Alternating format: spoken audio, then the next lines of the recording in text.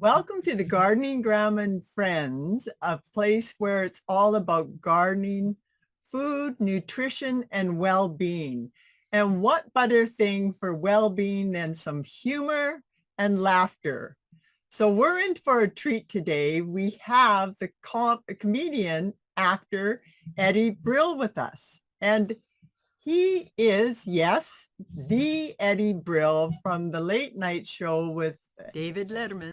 also, we actually have a dynamic duo here with Susan Gouveia. Eddie's come to her place here for his yearly retreat. And Susan Gouveia is a culinary educator, and she likes to work with youth. And like Eddie, did you come to Susan's there for the lovely countryside or for that culinary delight? Well, for me, it's a combination.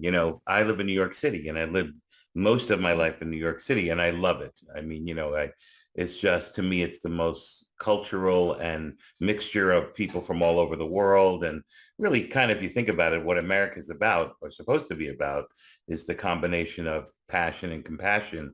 And that's why I love New York. But New York is such an intense environment that it's very important to get away. So, as a comedian, I travel around the world and do that. But I guess the best word is oasis is Susan's place. It's like having family and being in the forest and being among the animals and the trees. And it really helps to, charge me up. So I come here for that. And I also come here occasionally to perform, do stand-up, work with the kids like Susan does and help them get a sense of being, because a lot of kids are taught fear-based education. You're no good. You need these products to be good. You need these products for people to think you're one of us, or, like all these lies they're taught through, politics and some religions and even sometimes family. So, when Susan and I get together here, we visit a lot of kids and let them know that they're important and that they're essential. And I think it helps, it definitely helped me growing up. So, like your question was about, either or. This is a combination of both for me. I get to relax, and at the same time, I get to be artistic. All right. All right. And so like Susan, you actually have cooking classes and you've brought in a group of women like your garden goddesses. I was just talking to Mila, had an interview with her, and she was telling me all about this, like what you've done with your place and what you do, like bringing people together around food and it is truly like culinary delights that you bring there. And you put together a book, The Garden Goddesses. And Eddie, I hear that you actually did the foreword to that book. Yeah, it was an honor to do that. I feel like I'm, one of the honorary garden goddesses. And, I've come here a lot to work with them and hang with them and live life with them. And when they asked me to write the foreword, I was thrilled to be able to do that. And actually, I've written now the foreword to 2 books for the Garden Goddesses. So the long answer was what I just said, and the short answer is yes. Yeah. I just wish I lived closer. Like Mila goes on and on about going over there, and she says like it's just like a marvelous spread and the company and that you go out to the garden centers and your actual son, you actually put one of the recipes in your book there. Yep. Yeah, and I hear like he's quite helpful, helping with your cooking classes and your ventures. So he's in college now, and he's a nutrition major at Chico State. So I was fortunate enough to be the team chef for their basketball team. So I got a lot of the kids involved with changing their diet and performing better on the basketball court. Yeah, that's big. Like getting the kids to have a proper diet and I like working with the kids in the garden, teaching them how to garden and grow their own food and let them develop some of those healthy habits, food habits, so that, you know, they're not reaching for the junk food and things like that. And Right, which is where all the money is in garbage and processed foods and all the poisons and the, fake sugars and all that. And if you can, teach kids from when they're young, how to treat themselves well, it'll pay off in so many ways, and energy and health, and then sharing that energy. yeah, yeah. And what a delightful way to do it. You know, you both like you also have gardening classes, Susan, right? Yes. Yeah, gardening. So you combine that gardening and then the cooking and just getting them out into nature there. Like you've built up your acreage for like a forest retreat. Yep. And, I've noticed the kids I work with and mentor, their teen years go by beautifully. A lot of teens struggle in this environment. And I've found that introducing the kids to growing their own food, knowing how to prepare it, and introducing them to community, working with elders, they have really joyful teen years. And for me, that was a challenge growing up. So it's my time is well spent doing mentoring. Yeah. And Eddie, like you give workshops and stuff like that. It's, I don't know if you do it as much with the kids, like you're working there with Susan, but like when you started off, like you wanted to be a broadcast journalist, and Right. and you came out as a comedian. Like, was that just some innate talent you had? Well, Or yeah, well, I used to write for the local newspaper when I was in high school, and it was kind of fun to be able to do that. And I also did some announcing, sports announcing, which was really fun. And I like the publicity. And I also came from an environment where there was we had lost a lot of people in our lives that were very close to us. So I was also in charge of the family, and so that combination of, wanting to go out there and do journalism and to, talk about the news and also, help people, so thankful for all the help and the sort of bridge that we got as a family to be stronger and appreciate each other, all the different religions. No one cared about you were in this one and you were in this one. It wasn't like that. And I was in school and I was doing the broadcasting, and I did an internship in the news department, and it was so scary and creepy, and everything about it was selling negativity, and I didn't love it. But at the beginning of college, I also met some very funny people. Your first friends you meet, you laugh with each other, and we formed a comedy group, and it was wildly successful. And Dennis Leary and Stephen Wright and Mario Cantone, and we were all kids together in college. We formed a comedy group, and the kids went crazy for it. And I liked that kind of joy, to bring that kind of joy, uh, to my life. And it's hard to say, but there's no better feeling than making yourself laugh, which is very important. And yeah, then having other people laugh because of it. It's a really nice community of people when you're all laughing together. yeah, yeah. And if you can spark that in other folks too, that And what's interesting is I've just learned this over the last couple of years. Rick Rubin, the famous musician and producer, had said he doesn't write his music for the audience. He writes it for himself and finds joy in it, and then he shares it. And then I was talking to my friend I mentioned just a minute ago, Stephen Wright, who's a very famous comedian, and I told him, isn't that wild? He says, yeah, I'm the same way. I write my stuff that makes me laugh, and I write the stuff that, and it's very interesting because it sounds like a selfish thing, but it's the opposite. So if he makes himself laugh and then he shares that, it makes you laugh.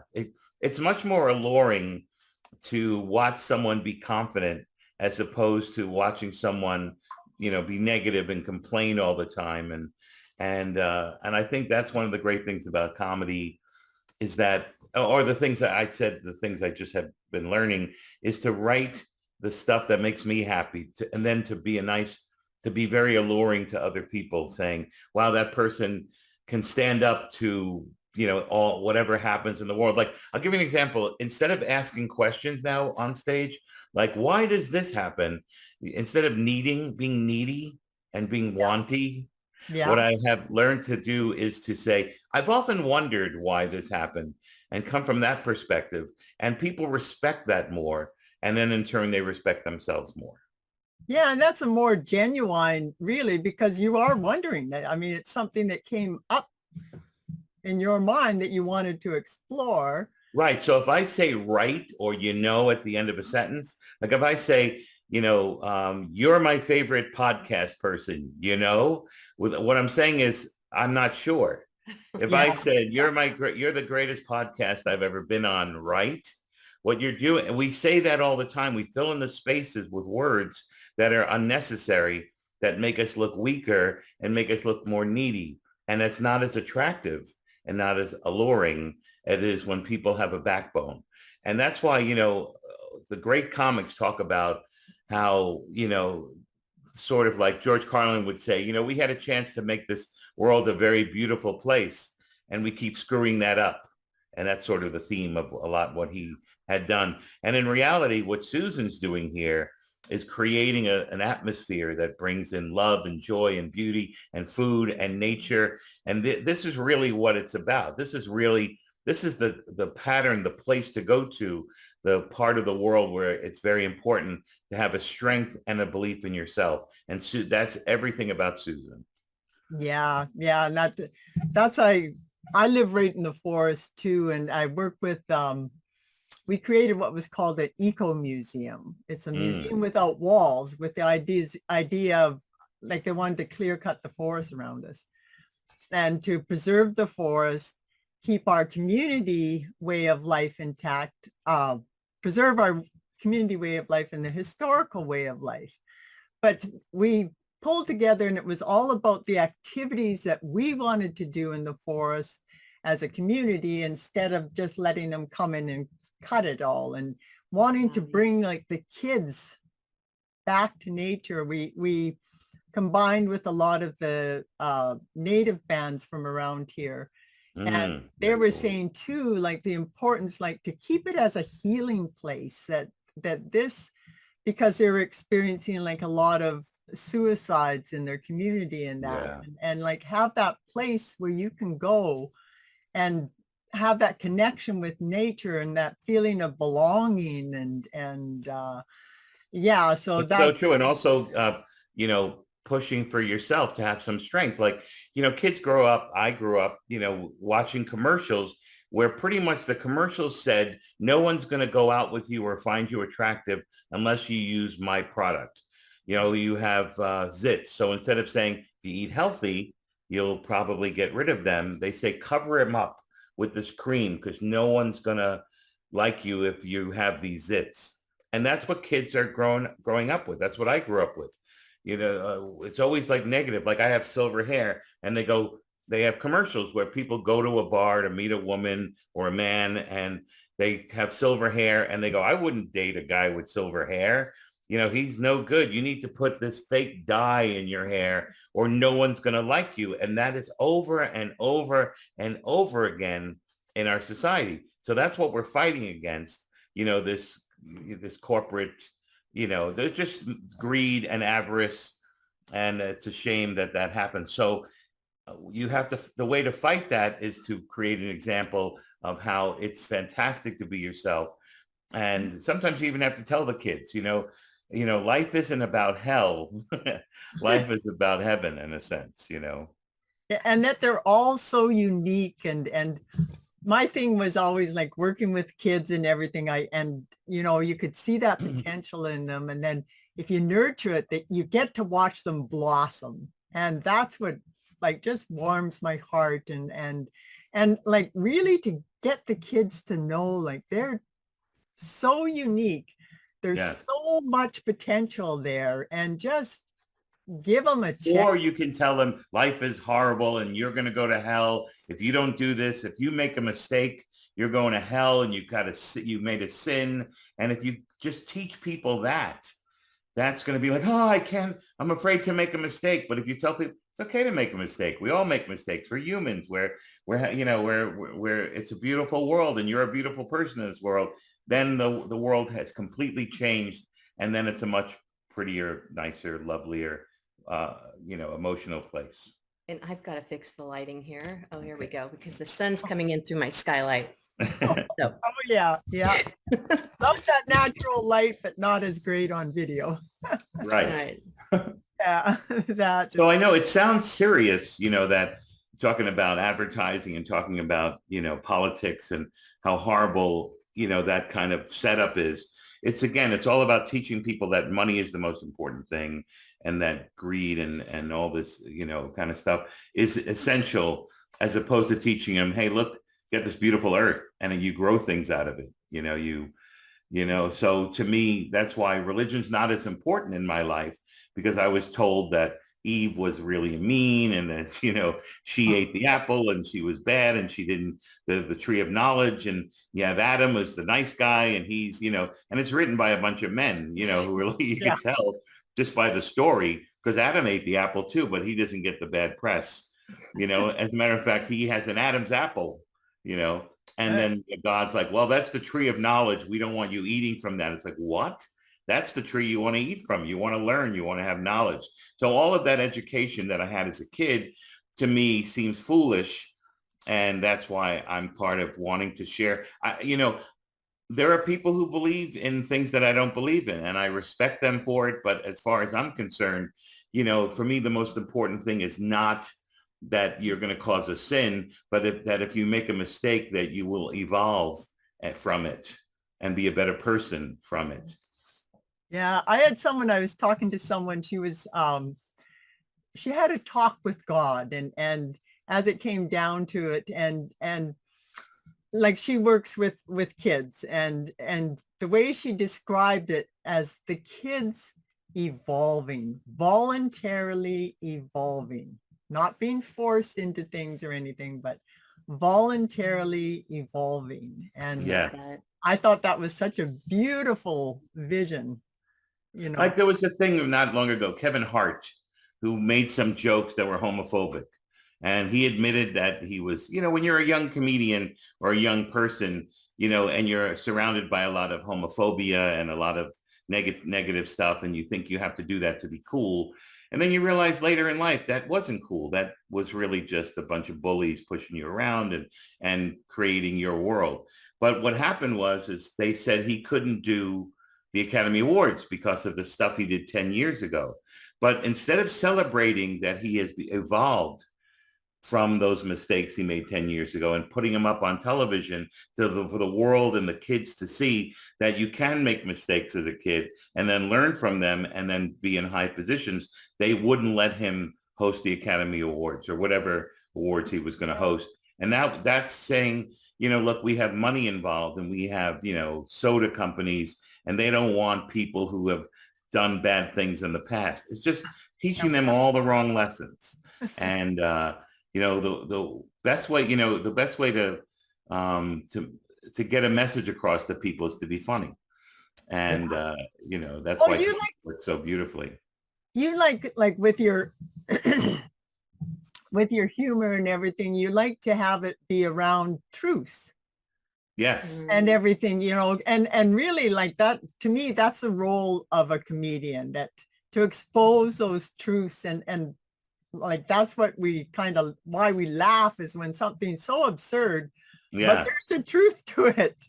Well, Sid Caesar, one of the most famous comedians of all time, said, foundation of all comedy is the truth.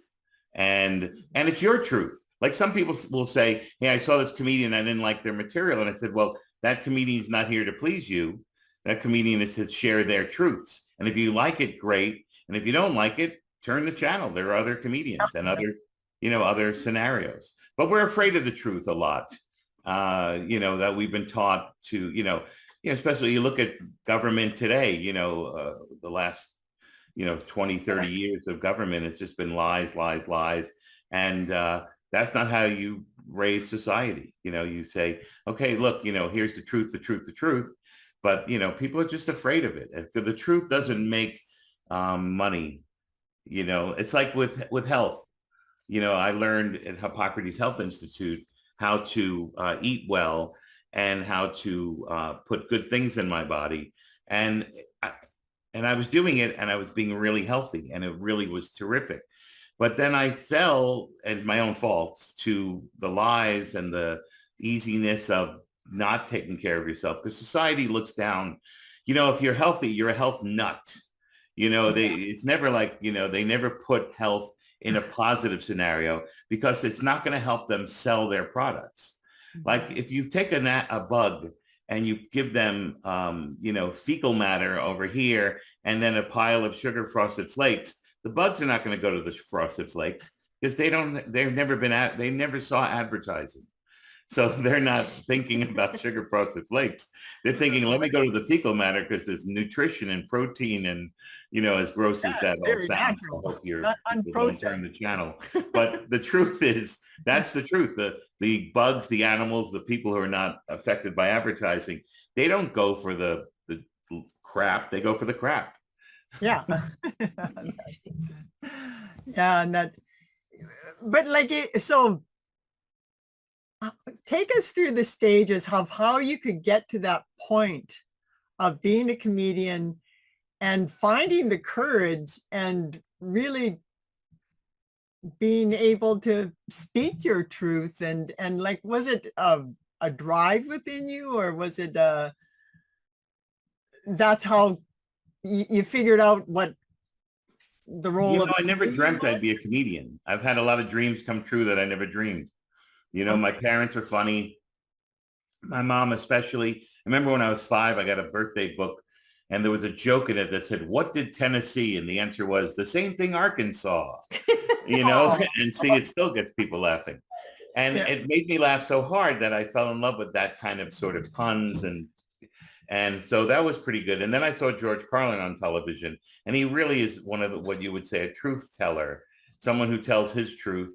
And it just was so smart and so it made so much sense that it's ridiculous to follow these lies, to lie to yourself. And we all lie to ourselves in a sense, but it's so much more satisfying not to. So then I started doing stand-up because my friends were doing stand-up, and the feeling of connecting to an audience, to, you know, not just in the funny words or the funny ideas, but even the nonverbal things. Like if I said to you, I was walking down the street and I saw this beautiful car, you know, it's fine. But if I said I was walking down the street and, oh, I saw this beautiful car, that little beat that I go, you know, it says it's like a part of writing, a part of language that is nonverbal and so important. As if I pause and say, you know, like we were saying before about right and, you know, if I just fill in that blank with, you know, and right, I'm being very lazy. So all the little tricks, like I can get, like, we don't like when people heckle, you know, people think it's something we love, but it's just, again, you know, drama created, you know, lies and everything. But so when people are talking during your show and not focusing, I could have them stop without yelling at them by slowing down my voice, being more deliberate, walking over sort of little by little to their area. The light's focused. They realize they're talking because they're the only ones, and then they shut up. And then I continue. And I'm able to, all those little tricks that you learn as a performer are really satisfying, to be able to control the rhythm of the room. You know, math is involved in comedy and music, abstract math. And you can use those rhythms and those formulas to sort of create music, to create comedy, to create, you know, comedy is music. You go to a comedy show and someone's doing an hour, like a symphony, and they start off with a, you know, the big hits, and then they do some ballads, and then they come back and end with Same with comedy shows. You come out and you hit them with your best jokes, and then you bring it down, you have a little conversation, and then you end, you know, really high. And so all of this kind of these lessons I've learned along the way are not only powerful, but they're satisfying. Making people laugh, it feels so good. Like I did a show 2 nights ago in Mill Valley, and I'm kind of still high from it because it was a packed house, They were really into it. I made up stuff that got laughs. I was telling my truth because, everyone has different truths. My truth may be different than yours. You might not agree with anything I've said, but that's okay as long as you have your own truth and you stick to them. So again, a long answer to how did I really get into comedy? It's just being surrounded by smart, funny, powerful people. And in my life, the people that I was surrounded by most were strong, funny women. My mom, my sister, my cousins, my babysitters, they were all really funny. And we always listened to comedy albums. And little by little, I got involved. And now I've been doing it for over 40 years. Wow. Wow. Yeah. I got to work in Bangladesh. I got to work in Sydney, Australia. I got to work, Paris and, all the things I dreamed of when we were kids, poor kids just dreaming. I've had those dreams come true. Wow. Wow. And do like this comes up. I'm not sure. I know you were involved with like an advocate for vegans and that, but do you do a little bit of payback now? Like since you received all this in your life? Yeah, that's how Susan and I sort of started our friendship. I came here to, do a presentation about eating healthy and treating your body with respect and everything we're talking about. And it's a good way to do it. But you don't want to, the one thing you don't want to do is you don't want to be lecturing someone on how to be. You just want to show them how the truth works for you. And if they like it, great. And if they don't like it, that's their choice and that's okay. It's not my job to change the world. My job is to change myself and evolve. And hopefully that'll influence others. Yeah. Yeah. And be that model. Really, it's especially with the kids. Like I work a lot with the kids, so I'm always going back to working with the kids. But like they're going to model what they see. So. Yes.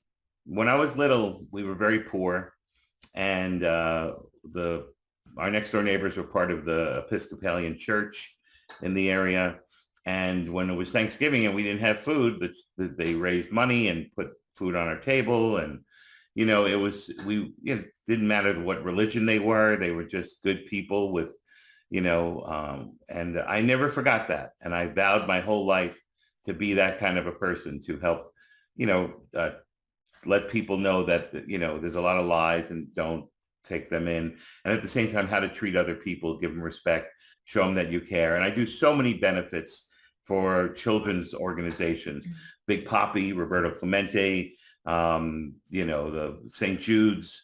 My whole life I've been doing this kind of stuff. A funny thing happened once. I was doing a cancer benefit, and there's nothing funny about cancer. And my stepfather died of it. But I was doing the benefit and I came out to the crowd and everyone's a little nervous. It's about cancer and people have loss. And I'm a comedian and I'm supposed to make them laugh. And I said, and I didn't plan it. I said, it's really nice to be here, this benefit for cancer. And then I caught myself. I said, well, not for cancer. I'm against cancer. All those other benefits that are for cancer, that's not us. We're against cancer. And the crowd laughed, such a relief laugh that we were just goofing on the words for cancer and against cancer. And every time I came back on stage, I was hosting the event, they wanted me to do another for. This is not for cancer. This is against cancer. And it was just so fun to be able to get a laugh in a situation that's so sad and hurtful and sometimes you can't do anything about it. And it was really nice to be able to find a way. Because if I do a benefit, I don't always talk about the disease. Like I did a St. Jude's benefit for Marlo Thomas. And before the comedians went on stage, they showed a film of all these kids. And although it was beautiful, it was so sad. It really took us a while to get the crowd going because they were all so sad. So to be able to find joy in the world despite the negatives, it's very powerful, very satisfying. Yeah. And that, I think people, especially nowadays, need that relief, like just comic relief. Yes. And, so necessary, thankfully.